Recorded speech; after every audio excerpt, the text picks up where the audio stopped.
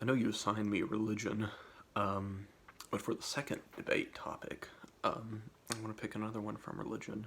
The reason I picked this one, and it's going to be, should we allow prayer in schools? I think sometimes with debate, it winds up becoming sort of a yes or no answer, which is totally yes, absolutely, under all circumstances, completely for sure, answer, or a no, absolutely not, never, never should happen, should be completely thrown out. And that's, I don't think, always the healthy way to think about a topic, either 100% yes or 100% no. My answer to this is going to be a yes, but.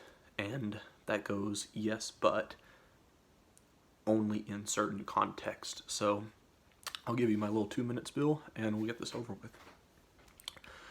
Yes, prayer should be allowed in schools, public schools, and I'm defining public schools, one as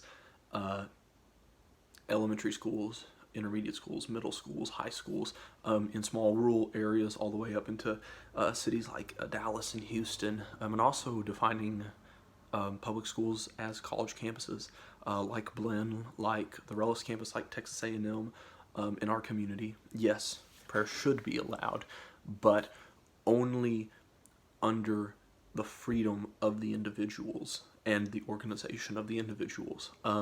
I totally get what people, the opposition that people have to say, Brother John, coming on the PA system and leading the entire school in prayer one morning. That goes against the American, and also I would say, as a religious person, the biblical principle of freedom, the freedom to not choose to partake in a religious type of activity. I'm totally against that.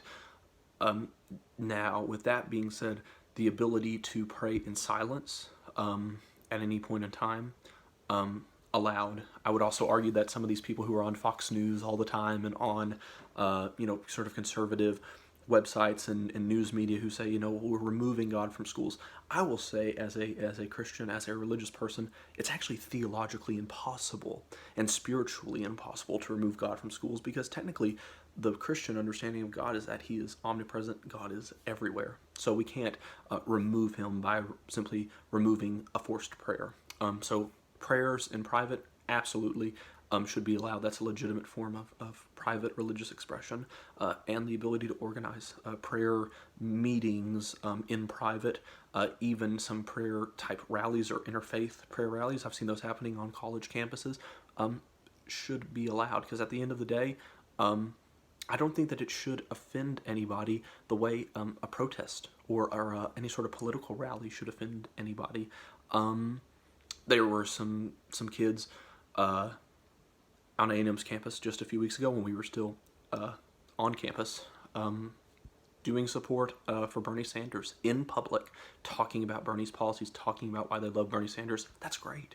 Not because I agree with everything that Bernie Sanders says. It's just great that they have the freedom to talk about it in an open public forum, to share their political identity, their political beliefs, their political opinions out in the public. And if other people don't like it, you can walk the other direction, or you can just keep going your way.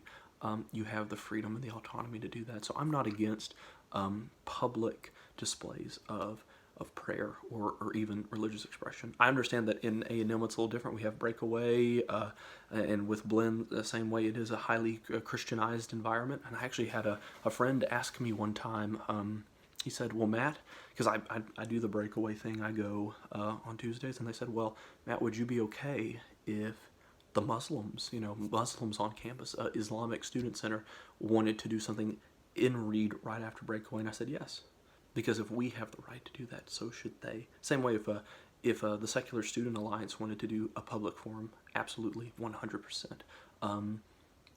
Unless someone's being forced to do it, or if people are being harmed in any sort of way, if you can really make the case that there's legitimate harm going on, which is going to be hard to make, because there's a difference between the harm that comes with cutting yourself and the harm that comes with, I guess, psychological or trigger type harm. But if you can make that case, well, then great. That should be talked about. But for the most part, I'd say any form of political, religious, or non-religious expression, including prayer, totally allowed. Thanks.